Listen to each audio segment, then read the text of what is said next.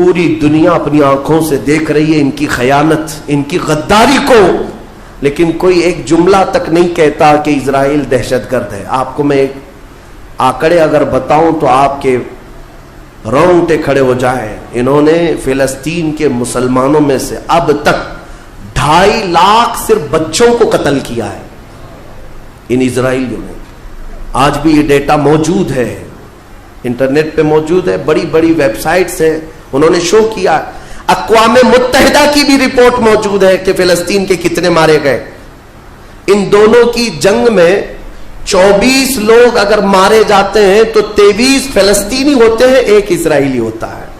پھر بھی دہشت گرد فلسطین ہے، آتنکواد فلسطین ہے. میرے عزیزو، یہ دنیا جو دوہرا کھیل کھیل رہی ہے اس کو کون بتائے گا آخر؟ وہاں جمعہ کی نماز پڑھنے کے لیے مومنین آج بھی جاتے ہیں، ان پر گولیاں برسا دی جاتی ہیں، لیکن ان جیال مسلمانوں کو ہزاروں سلام جو تلواروں کے سائے میں بھی میرے مولا کی عبادت خشوع و خضوع سے کرتے. میں خود گیا اور دیکھا ہوں، چھوٹے چھوٹے سے بچے، 6 سال کے 8 سال کے بچے ملنے کے لیے آتے ہیں، اور یہ پورے اسلحے میں لیس فوجی کھڑے رہتے ہیں. چھوٹا سا بچہ ان کی گن کو یوں گھماتا ہے اور مسجد میں اندر آتا ہے، ایسا لگتا ہے جیسے وہ کھلونے کو پکڑ رہا ہے. میرے عزیزو، یہ بھی حدیث پاک کے ذریعے سے میں بتاتا ہوں. میرے آقا صلی اللہ علیہ وسلم فرماتے ہیں میری امت کا ایک حصہ قیامت تک باطل سے لڑتا رہے گا، قیامت تک باطل سے لڑتا رہے گا، اور ان کی مخالفت کرنے والوں کا ان پر کچھ بھی اثر نہیں ہوگا، اور دنیا میں کوئی بلا بھی پھیلے تو اس جماعت پر کچھ اثر نہیں ہوگا. صحابہ نے پوچھا یا رسول اللہ آپ کی امت کا وہ حصہ کون ہے؟ میرے آقا فرماتے ہیں بیت المقدس کے آس پاس رہنے والے مومنین کی جماعت ہے. ان کی فضیلت میں میرے آقا نے فرمایا قیامت تک لڑتے رہیں گے، قیامت تک، اور ان کی خلاف کرنے والوں کا ان پر کچھ بھی اثر نہیں ہوگا. اور ہم دیکھ رہے ہیں ارے بڑی بڑی عمارتیں ایک بم سے گرا دیا، دوسرے دن ان کے آس پاس ان کی گاڑیاں بھی چل رہی ہیں، دکانیں بھی چل رہی ہیں، بازار بھی چل رہا ہے. کل رات کو فائرنگ ہوئی، 50 لوگ بیت المقدس سے اٹھا کر کے لاشیں لے گئے. دوسرے دن جا کر کے دیکھے تو عصر کے بعد عورتیں اپنے بچوں کے ساتھ روٹیاں سینڈوچ کھاتی ہوئی بیٹھی ہوئی ہیں.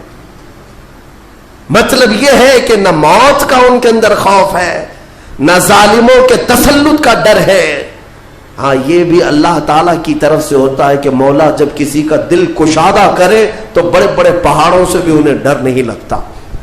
اور ایک حدیث میرے آقا صلی اللہ علیہ وسلم نے فرمایا کہ سید البقاع بیت المقدس، سید الصخرۃ صخرۃ بیت المقدس. حضور نے فرمایا پوری روئے زمین کا سردار جو حصہ ہے وہ بیت المقدس کا حصہ، سردار حصہ. اور گنبدوں میں اگر سردار گنبد ہے تو بیت المقدس کا گنبد ہے، یہ میرے آقا نے فرمایا.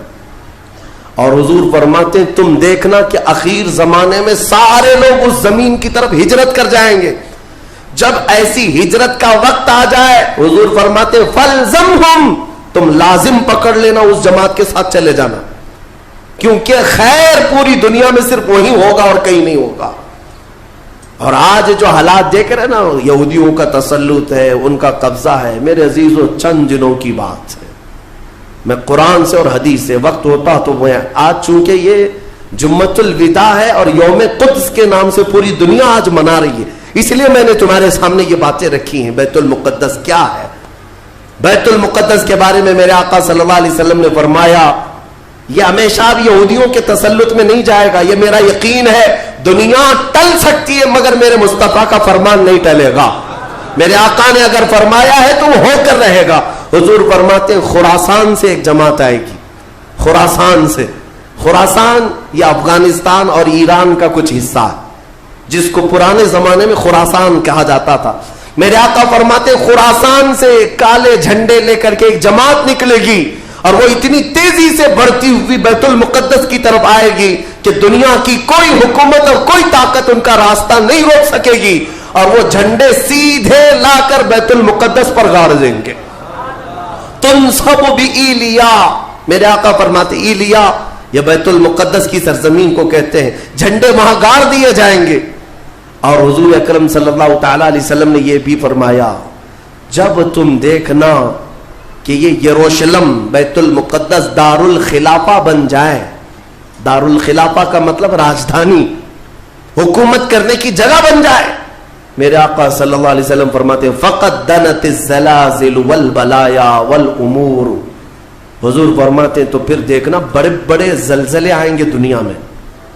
جب یروشلم کو راجدھانی بنا دیا جائے دار الخلافہ, بڑے بڑے زلزلے آئیں گے دنیا میں. والبلایا, اور بہت ساری بلائیں پھیلیں گی پوری دنیا میں. یہ وائرس یہ کنٹینیو آئیں گے, یہ مت سمجھنا کورونا چلا گیا. ہاں یہ سب آپ کنٹینیو آنے والی ہیں بلائیں.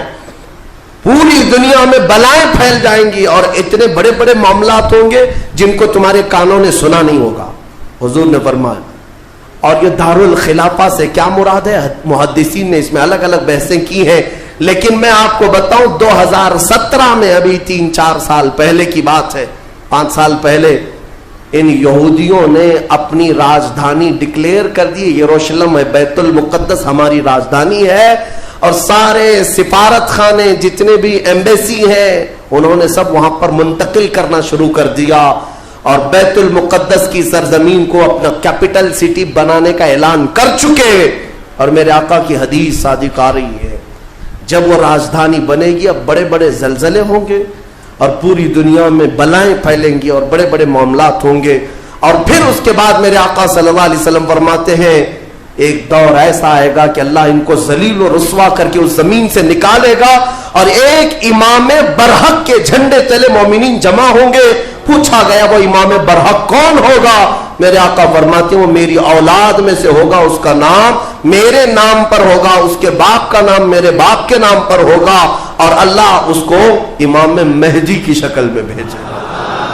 ہاں یہ زمانہ بہت قریب آ چکا, یہ زمانہ بہت قریب آ چکا. میں بارگاہ رب العزت میں آج جمعۃ الوداع میں یہی دعا کرتا ہوں کہ مولا اگر زندگی کی سانسیں باقی ہیں تو امام مہدی کی فوج میں ہمیں جگہ عطا فرما, ان کے جھنڈے تلے مولا ہمیں امن و امان عطا فرما دے. دنیا سے ظالموں کے چنگل سے مولا ایمان والوں کو آزادی عطا فرما, کفار و مشرکین کے تسلط سے مومنین کو آزاد فرما دے. اے رب ذوالجلال احسن الخالقین, اس ماہ مبارک میں اگر تو ہمیں مولا ان راتوں میں ان دنوں میں عبادتوں کو قبول کیا اور بھیک میں کچھ دے تو مولا صرف اتنا دے دے کہ پوری امت کو مولا خیر و عافیت عطا کر دے, کھوئی ہوئی عزت و وقار عطا فرما دے. ہمارے ناحق قید کیے ہوئے بچوں کو مولا آزادی عطا فرما دے, بے قصور جیلوں میں بند ہمارے بچوں کو مولا آزادی عطا فرما دے. وصلی اللہ تعالی علی خیر خلق محمد وآلہ واصحابہ اجمعین, وآخر دعوانا الحمد للہ رب